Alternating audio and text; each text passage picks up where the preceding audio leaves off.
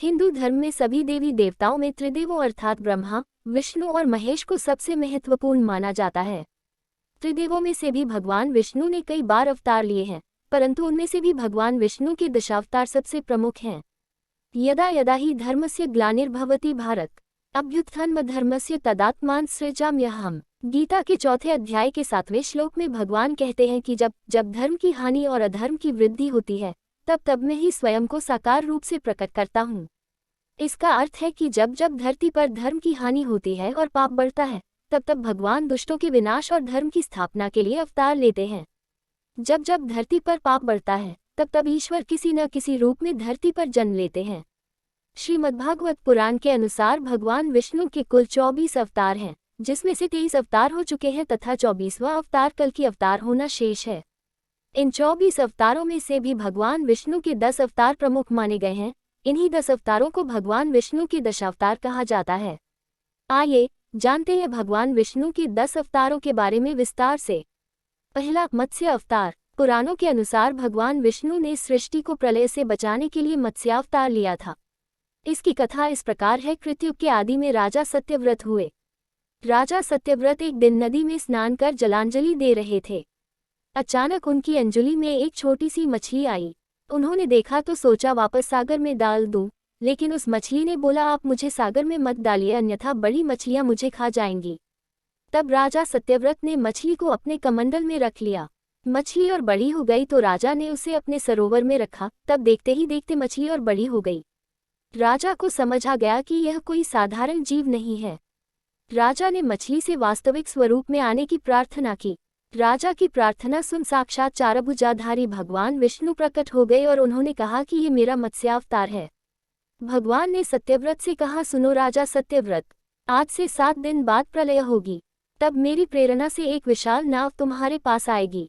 तुम सप्त ऋषियों, औषधियों, बीजों व प्राणियों के सूक्ष्म शरीर को लेकर उसमें बैठ जाना। जब तुम्हारी नाव डगमगाने लगेगी, तब मैं मत्स्य के रूप में तुम्हारे पास आऊंगा। उस समय तुम वासुकी नाग के द्वारा उस नाव को मेरे सींग से बांध देना। उस समय प्रश्न पूछने पर मैं तुम्हें उत्तर दूंगा, जिससे मेरी महिमा जो परब्रह्म नाम से विख्यात है, तुम्हारे हृदय में प्रकट हो जाएगी। तब समय आने पर मत्स्य रूपधारी भगवान विष्णु ने राजा सत्यव्रत को तत्वज्ञान का उपदेश दिया, जो मत्स्यपुराण नाम से प्रसिद्ध है।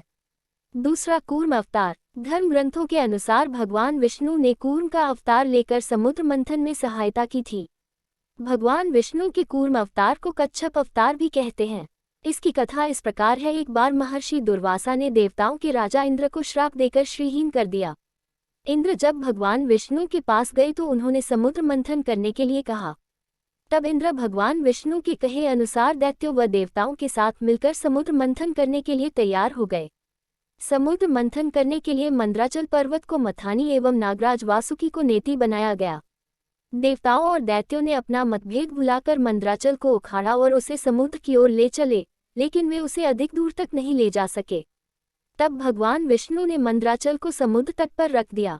देवता और दैत्यों ने मंद्राचल को समुद्र में डालकर नागराज वासुकी को नेति बनाया, किंतु मंद्राचल के नीचे कोई आधार नहीं होने के कारण वह समुद्र में डूबने लगा। ये देखकर भगवान विष्णु विशाल कूर्म का रूप धारण कर समुद्र में मंद्राचल के आधार बन गए। भगवान कूर्म की विशाल पीठ पर मंद्राचल तेजी से घूमने लगा और इस प्रकार समुद्र मंथन संपन्न हुआ। तीसरा, वराह अवतार। धर्म ग्रंथों के अनुसार भगवान विष्णु ने दूसरा अवतार वराह रूप में लिया था। वराह अवतार से जुड़ी कथा इस प्रकार है। पुरातन समय में दैत्य हिरण्याक्ष ने जब पृथ्वी को ले जाकर समुद्र में छिपा दिया, तब ब्रह्मा की नाक से भगवान विष्णु वराह रूप में प्रकट हुए। भगवान विष्णु के इस रूप को देखकर सभी देवताओं व ऋषि मुनियों ने उनकी स्तुति की। सबके आग्रह पर भगवान वराह ने पृथ्वी को ढूंढना प्रारंभ किया। अपनी थूथनी की सहायता से उन्होंने पृथ्वी का पता लगा लिया और समुद्र के अंदर जाकर अपने दांतों पर रखकर वे पृथ्वी को बाहर ले आए। जब हिरण्याक्ष दैत्य ने ये देखा तो उसने भगवान विष्णु के वराह रूप को युद्ध के लिए ललकारा। दोनों में भीषण युद्ध हुआ। अंत में भगवान वराह ने हिरण्याक्ष का वध कर दिया। इसके बाद भगवान वराह ने अपने खुरों से जल को स्तंभित कर उस पर पृथ्वी को स्थापित कर दिया। चौथा, भगवान नरसिंह। भगवान विष्णु ने नरसिंह अवतार लेकर दैत्यों के राजा हिरण्यकशिपु का वध किया था। इस अवतार की कथा इस प्रकार है। धर्म ग्रंथों के अनुसार दैत्यों का राजा हिरण्यकशिपु स्वयं को भगवान से भी अधिक बलवान मानता था। उसे मनुष्य, देवता, पक्षी, पशु, न दिन में, न रात में, न धरती पर, न आकाश में, न अस्त्र से, न शस्त्र से मरने का वरदान प्राप्त था। उसके राज में जो भी भगवान विष्णु की पूजा करता था उसको दंड दिया जाता था। उसके पुत्र का नाम प्रहलाद था। प्रहलाद बचपन से ही भगवान विष्णु का परम भक्त था। ये बात जब हिरण्यकशिपु का पता चली तो वह बहुत क्रोधित हुआ और प्रहलाद को समझाने का प्रयास किया, लेकिन फिर भी जब प्रहलाद नहीं माना तो हिरण्यकशिपु ने उसे मृत्युदंड दे दिया। हर बार भगवान विष्णु के चमत्कार से वह बच गया। हिरण्यकशिपु की बहन होलिका, जिसे अग्नि से न जलने का वरदान प्राप्त था, वह प्रहलाद को लेकर धधकती हुई अग्नि में बैठ गई। तब भी भगवान विष्णु की कृपा से प्रहलाद बच गया और होलिका जल गई। जब हिरण्यकशिपु स्वयं प्रहलाद को मारने ही वाला था तब भगवान विष्णु नरसिंह का अवतार लेकर खंबे से प्रकट हुए और उन्होंने अपने नाखूनों से हिरण्यकशिपु का वध कर दिया। पांचवा वामन अवतार। भगवान विष्णु के दशावतार में पांचवा अवतार है वामन अवतार। हिरण्यकश्यप के वध के बाद असुरों के राजा प्रहलाद हुए तथा बाद में प्रहलाद के पौत्र बलि असुरों के राजा हुए। बलि असुर होते हुए भी एक दानवीर राजा था, फिर भी वह अपनी शक्तियों का दुरुपयोग करने लगा। एक दिन जब बलि यज्ञ कर रहा था तब भगवान विष्णु ने एक ब्राह्मण का रूप धरा, जिसे वामन अवतार कहा गया। बलि ने उनसे दान मांगने को कहा, तब वामन रूपी भगवान विष्णु ने 3 पग धरती दान में मांगी। वामन भगवान ने पहले पग में धरती और दूसरे पग में स्वर्ग नाप लिया। जब तीसरे पग के लिए पूछा तो बलि ने अपना सर आगे कर दिया। बलि के समर्पण भाव को देखकर वामन देव ने उसे पाताल लोक का राजा बना दिया। छठा परशुराम अवतार। विष्णु के अवतार परशुराम राजा प्रसेनजित की बेटी रेणुका और भृगुवंशीय जमदग्नि के पुत्र थे। दशावतारों में से वह छठवां अवतार थे। जमदग्नि के पुत्र होने की वजह से इन्हें जामदग्न्य भी कहते हैं। वह शिव के परम भक्त थे। भगवान शंकर ने इनकी भक्ति से प्रसन्न होकर परशु शस्त्र दिया था। इनका नाम राम था और परशु लेने के कारण वह परशुराम कहलाते थे। कहा जाता है इन्होंने क्षत्रियों का कई बार विनाश किया था। क्षत्रियों के अहंकारी विध्वंस से संसार को बचाने के लिए इनका जन्म हुआ था।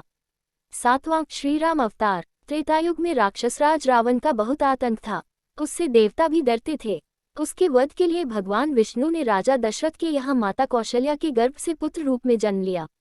इस अवतार में भगवान विष्णु ने अनेक राक्षसों का वध किया और मर्यादा का पालन करते हुए अपना जीवन यापन किया। पिता के कहने पर वनवास गए। वनवास भोगते समय राक्षसराज रावण उनकी पत्नी सीता का हरण कर ले गया। सीता की खोज में भगवान लंका पहुंचे। वहां भगवान श्री राम और रावण का घोर युद्ध जिसमें रावण मारा गया। इस प्रकार भगवान विष्णु ने राम अवतार लेकर देवताओं को भय मुक्त किया। आठवां श्री कृष्ण अवतार। द्वापर युग में भगवान विष्णु ने श्री कृष्ण अवतार लेकर अधर्मियों का नाश किया। भगवान श्री कृष्ण का जन्म कारागार में हुआ था। इनके पिता का नाम वसुदेव और माता का नाम देवकी था। भगवान श्री कृष्ण ने इस अवतार में अनेक चमत्कार किए और दुष्टों का सर्वनाश किया। कंस का वध भी भगवान श्री कृष्ण ने ही किया। महाभारत के युद्ध में अर्जुन के सारथी बने और दुनिया को गीता का ज्ञान दिया। धर्मराज युधिष्ठिर को राजा बनाकर धर्म की स्थापना की। भगवान विष्णु का यह अवतार सभी अवतारों में सबसे श्रेष्ठ माना जाता है। नौवां बुद्ध अवतार। धर्म ग्रंथों के अनुसार बौद्ध धर्म के प्रवर्तक गौतम बुद्ध भी भगवान विष्णु के ही अवतार थे, परंतु पुराणों में वर्णित भगवान बुद्धदेव का जन्म गया के समीप कीकित में हुआ बताया गया है और उनके पिता का नाम अजन बताया गया है। ये प्रसंग पुराण वर्णित बुद्धावतार का ही है। एक समय दैत्यों की शक्ति बहुत बढ़ गई। देवता भी उनके भय से भागने लगे। राज्य की कामना से दैत्यों ने देवराज इंद्र से पूछा कि हमारा साम्राज्य स्थिर रहे, इसका उपाय क्या है। तब इंद्र ने शुद्ध भाव से बताया कि सुस्थिर शासन के लिए यज्ञ एवं वेदविहित आचरण आवश्यक है। तब दैत्य वैदिक आचरण एवं महायज्ञ करने लगे, जिससे उनकी शक्ति और बने लगी। तब सभी देवता भगवान विष्णु के पास गए। तब भगवान विष्णु ने देवताओं के हित के लिए बुद्ध का रूप धारण किया। उनके हाथ में माजनी थी और वे मार्ग को बुहारते हुए चलते थे। इस प्रकार भगवान बुद्ध दैत्यों के पास पहुंचे और उन्हें उपदेश दिया कि यज्ञ करना पाप है। यज्ञ से जीव हिंसा होती है। यज्ञ की अग्नि से कितने ही प्राणी भस्म हो जाते हैं। भगवान बुद्ध के उपदेश से दैत्य प्रभावित हुए। उन्होंने यज्ञ व वैदिक आचरण करना छोड़ दिया। इसके कारण उनकी शक्ति कम हो गई और देवताओं ने उन पर हमला कर अपना राज्य पुनः प्राप्त कर लिया। 10वां कल्कि अवतार। धर्म ग्रंथों के अनुसार कलियुग में भगवान विष्णु कल्कि रूप में अवतार लेंगे। कल्कि अवतार कलियुग व सतयुग के संधिकाल में होगा। यह अवतार 64 कलाओं से युक्त होगा। पुराणों के अनुसार उत्तर प्रदेश के मुरादाबाद जिले के शिम्भल नामक स्थान पर विष्णु यशा नामक तपस्वी ब्राह्मण के घर भगवान कल्कि पुत्र रूप में जन्म लेंगे। कल्कि देवदत्त नामक घोड़े पर सवार होकर संसार से पापियों का विनाश करेंगे और धर्म की पुनः स्थापना करेंगे। अगर आपको यह वीडियो पसंद आया तो वीडियो को लाइक शेयर करें और चैनल को सब्सक्राइब करें। धन्यवाद।